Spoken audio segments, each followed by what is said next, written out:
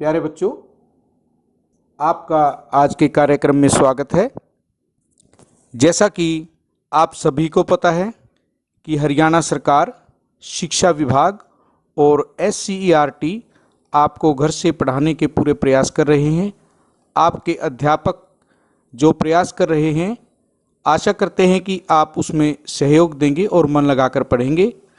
आज हमारा 5वां चैप्टर हमें स्टार्ट करना है और हमारे 5वें चैप्टर का नाम आपको पता है, प्रारंभिक आकारों को समझना।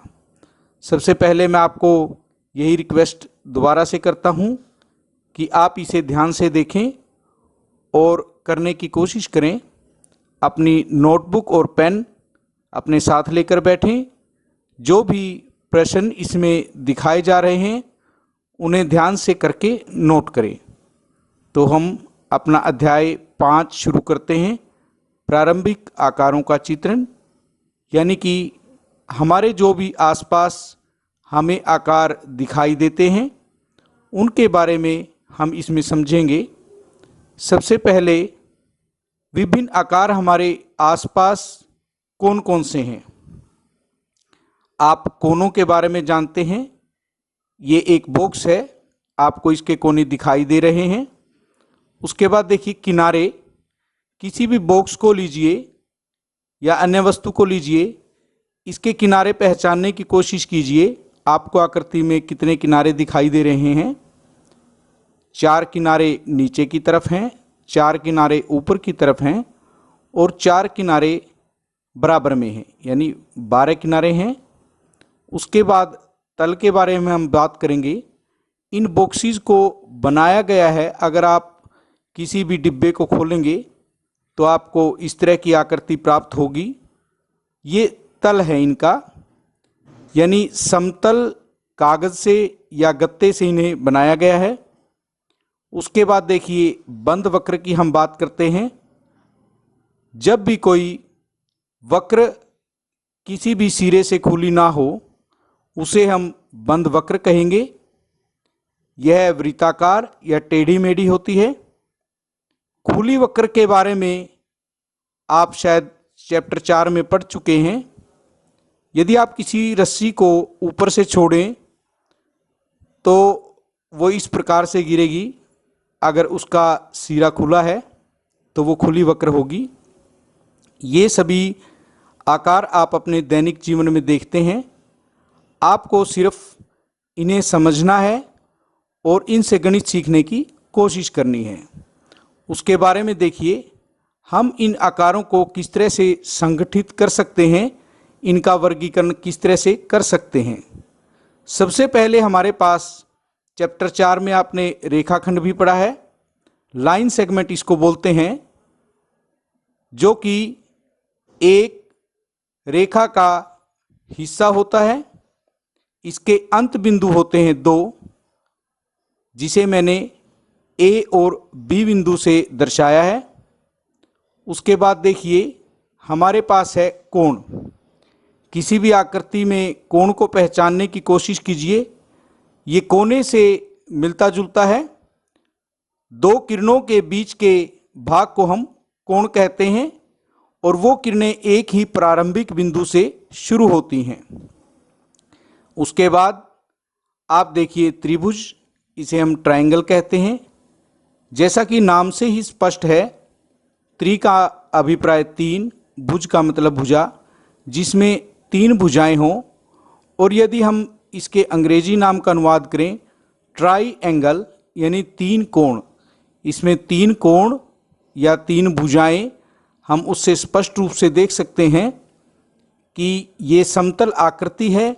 इसमें 3 भुजाएं और 3 कोण हैं और यह रेखाखंडों से बनी हुई बहुभुज है। उसके बाद हमारे पास है बहुभुज। यदि हम केवल रेखाखंडों का प्रयोग करें तो जो बंद आकृति हमें प्राप्त होगी वो बहुभुज होगी। वो 3 भुजाओं से, 4 भुजाओं से, 5 भुजाओं से या कितनी भी इनसे अधिक भुजाओं से बन सकती है। हमारे पास उसके बाद वृत्त है। वृत्त एक हमारी बंद वक्र है इसके सभी भागों के बारे में हम आगे पढ़ेंगे। इसे अंग्रेजी में हम सर्कल कहते हैं। ये सभी आपको बड़े ध्यान से देखनी है और द्विविमीय आकृतियां हैं ये। उसके बाद देखिए रेखाखंडों का मापना, जैसा कि हमने अपने चैप्टर 4 में पढ़ा था, रेखाखंड को लाइन सेगमेंट कहते हैं। अभी आपको बताया है किसी भी एक रेखा का भाग जिसके 2 अंत बिंदु हों और लंबाई निश्चित हो वो रेखाखंड है। आपको इसके बारे में ध्यान रखना है।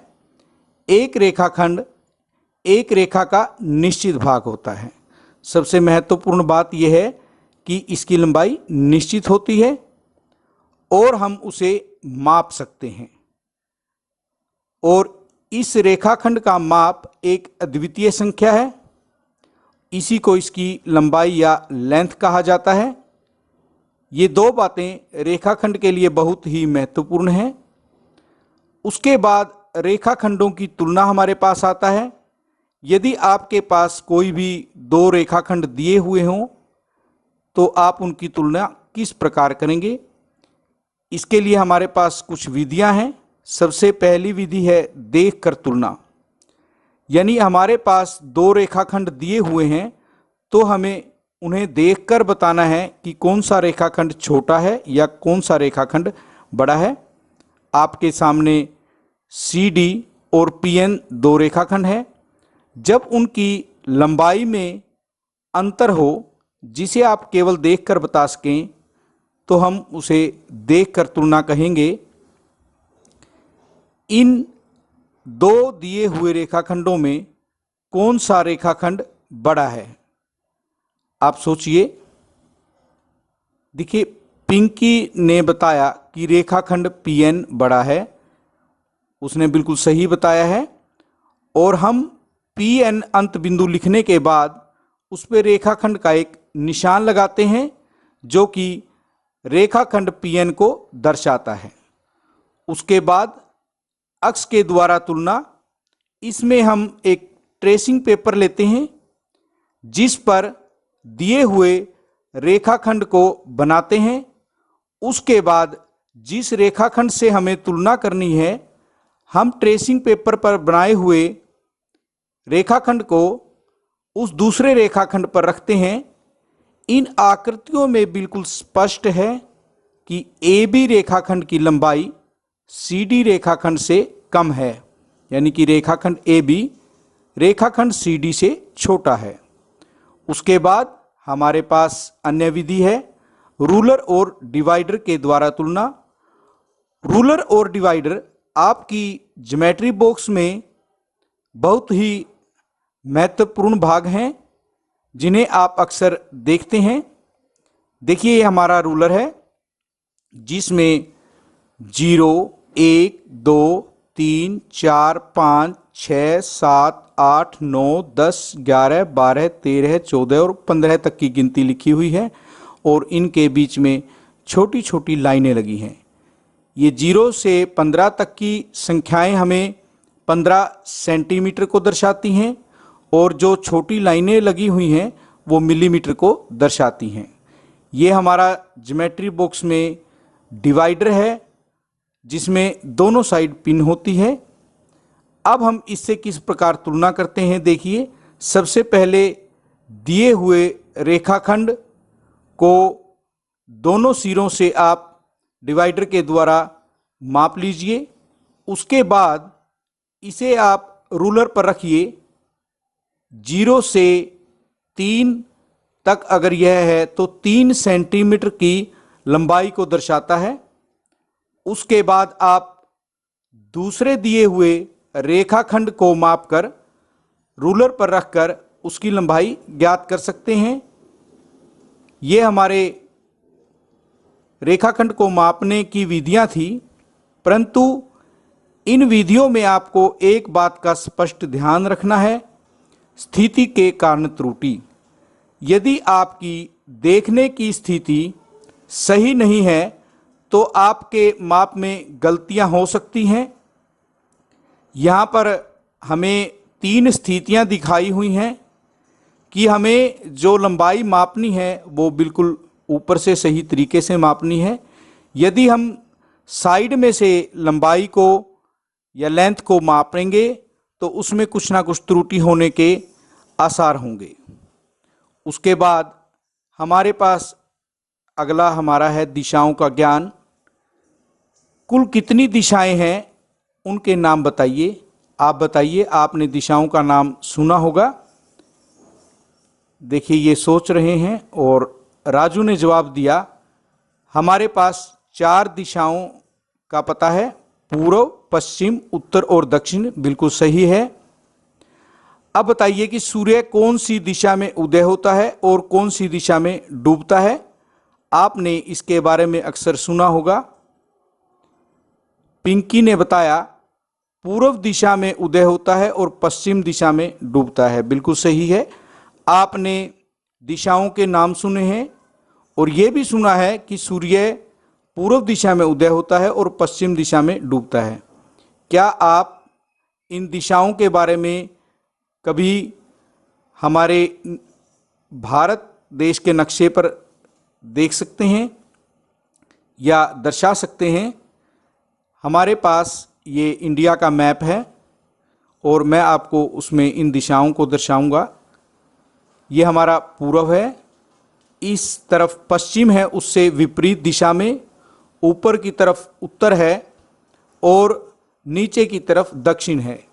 सबसे पहले तो हमें दिशाओं के ज्ञान से ये पता लगेगा कि जम्मू कश्मीर हमारा उत्तर दिशा में है, श्रीलंका भारत से दक्षिण दिशा में है, पूर्व के राज्य असम, नागालैंड, मणिपुर इत्यादि हैं और पश्चिम में गुजरात, राजस्थान। यानी हमारे को दिशाओं का ज्ञान होना बहुत ही जरूरी है। दिशाओं के ज्ञान से गणित को हम किस तरह से जोड़ते हैं, देखिए मैंने इन्हें उत्तर, दक्षिण, पूर्व और पश्चिम से आपको दिशाएं दिखाई हैं। यदि हम उत्तर की तरफ मुंह करके खड़े हैं तो घड़ी की दिशा में समकोण घूमने पर मुंह किस दिशा में होगा। यहां पर गणित का प्रयोग हुआ है। सबसे पहले हमें समकोण का पता होना चाहिए। देखिए समीर ने बताया है कि पूर्व दिशा में, यहां पर समकोण हम घूमे और हम पूर्व दिशा की तरफ मुंह करके खड़े होंगे। यदि एक बार और हम पूर्व दिशा से समकोण घूमे घड़ी की दिशा में जाने पर तो हमारी कौन सी दिशा होगी? देखिए ये दक्षिण दिशा होगी। एक समकोण पहले और एक समकोण, अब हम 2 समकोण घूमे हैं, 2 समकोण घूमने पर उत्तर से दक्षिण की तरफ होंगे। इसी प्रकार अगर हम इस कोण को वर्गीकृत करें, उत्तर से दक्षिण तक प्राप्त कोण ऋजु कोण या सरल कोण होगा। स्ट्रेट एंगल इसको बोलते हैं। बिल्कुल सीधा रेखाखंड हमें प्राप्त होगा। इसके बाद एक समकोण और घूमने पर हम पश्चिम में चले जाएंगे और घड़ी की दिशा में पूरा चक्कर लगाने पर हम कौन सी दिशा में होंगे? हम दोबारा से उत्तर दिशा में होंगे और उसे हम संपूर्ण कोण कहते हैं। यानी कि घड़ी की दिशा में पूरा चक्कर लगाने पर संपूर्ण कोण प्राप्त होगा और हम उसी उत्तर दिशा में दोबारा से देख रहे होंगे। उसके बाद हमारे पास एक घड़ी है।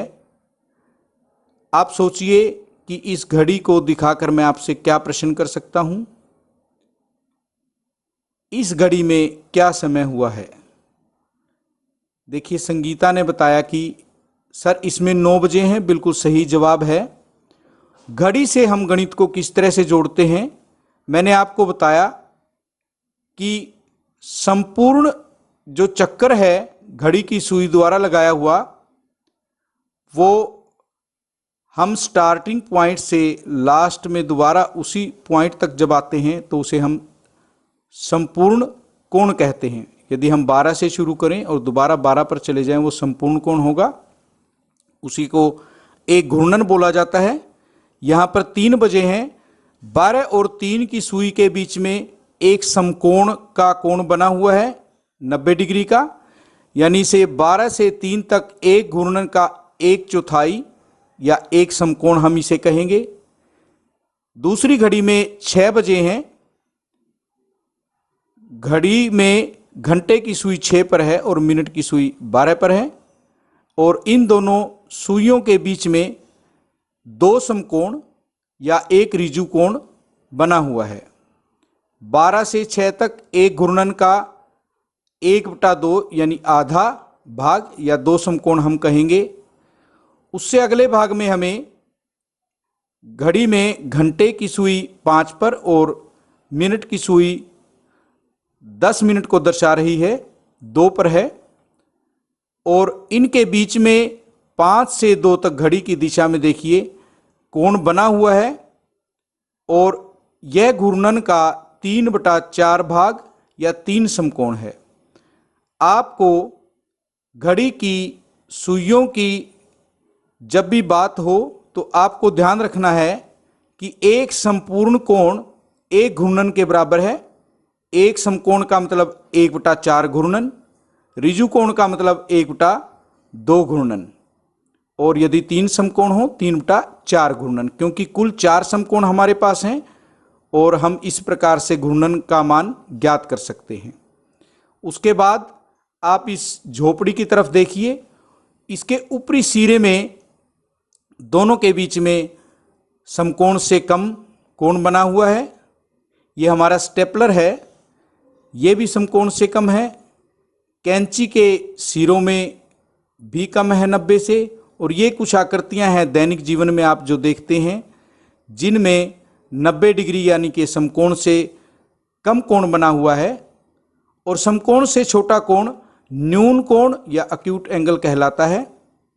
समकोण को अगर हम देखें तो हमें कुछ अंग्रेजी वर्णमाला के एल की तरह की आकृति प्राप्त होती है, और न्यून कोण में हमें इस तरह की आकृति मिलेगी, यानी कि समकोण से छोटा। उसके बाद आपकी किताब खुली हुई है, इसके कोण को देखिए, सीढ़ियों पर चढ़े डिज़ाइन को देखिए, हैंगर के ऊपर वाले कोण को देखिए, पवन चक्की के तीनों कोणों को देखिए, और ये आराम करने वाली जो चेयर है इसमें दर्शाए गए कोण को देखिए। ये समकोण से बड़ा कोण है, और समकोण से बड़े कोण को अधिक कोण कहते हैं। अब हम इनकी तुलना कर रहे हैं। समकोण को एल से दिखाया था, न्यून कोण को या हम अधिक कोण को दर्शाएंगे तो अधिक कोण में हमें कुछ इस तरह की आकृति प्राप्त होगी। हैंगर के नीचे वाले कोण आपको कैसे दिख रहे हैं? मैंने ऊपर वाले सिरे का बताया कि अधिक कोण है, नीचे वाले सिरों को देखिए, उसमें हमारे पास किस प्रकार के कोण बने हुए हैं। राजू बता रहा है कि न्यून कोण बिल्कुल सही है। अभी मैंने बताया था कि समकोण से छोटा कोण न्यून कोण होगा। अब आप इस कोण को देखिए, कटे हुए पिज्जा के शेष भाग में जो कोण है, सीढ़ी में बना हुआ कोण है, डेंटिस्ट की मशीन का कोण है, और इस कोण को देखिए, ये जो आकृतियां हैं, ऋजु कोण से बड़ा और संपूर्ण कोण से छोटा कोण प्रतिवर्ती कोण कहलाता है। इसको रिफ्लेक्स एंगल बोलते हैं। अब हम इन कोणों की आकृतियों के बारे में देखिए, तुलना से देखते हैं समकोण की किस प्रकार की आकृति थी। उसके बाद न्यून कोण, अधिक कोण में इस तरह था, 90 डिग्री से अधिक और 180 डिग्री से कम, और प्रतिवर्ती कोण में हमारा 180 डिग्री से अधिक और 360 डिग्री से कम का कोण बनेगा। इन कोणों के बाद यदि हम बहुभुज की बात करें तो हमारे पास त्रिभुज है, सबसे पहली वाली बहुभुज जो 3 भुजाओं से बनी है। देखिए, तिलियां आप सभी के पास हैं। यदि आप माचिस की 3 तीलियों को जोड़ें तो आपको त्रिभुज प्राप्त होगी। उसके बाद यदि आप 3 से अधिक तीलियों को लें, 4, 5, 6, 7, तो आपको इस प्रकार की आकृतियां प्राप्त होंगी। 3 तीलियों का बहुभुज जो बना है उसे हम त्रिभुज कहेंगे। 4 तीलियों से बने हुए बहुभुज को हम चतुर्भुज कहेंगे। जैसा कि नाम से ही स्पष्ट है, चतुर्भुज, 4 भुजा त्रिभुज यानी 3 भुजा। अब क्या आप सोच सकते हैं कि 5 तीलियों से कौन सा बहुभुज प्राप्त होगा?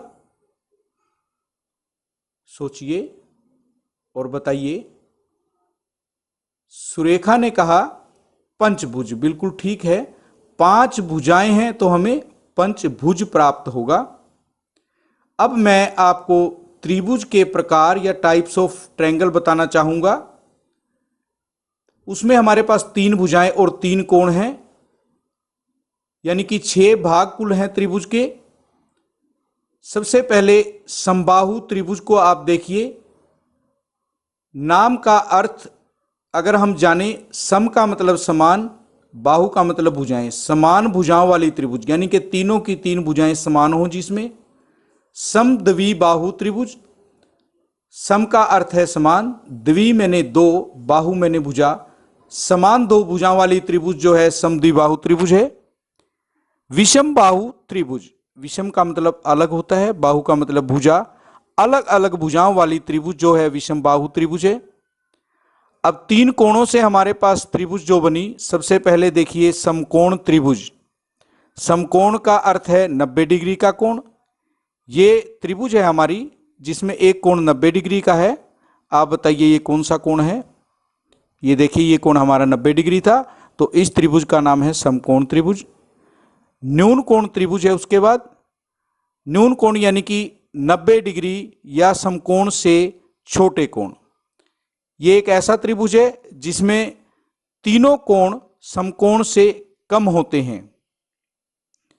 ऊपर वाले कोण को देखिए, उसके बाद बाईं तरफ का कोण और दाईं तरफ का, ये तीनों ही कोण 90 डिग्री से कम है, इसलिए इसे न्यून कोण त्रिभुज कहेंगे।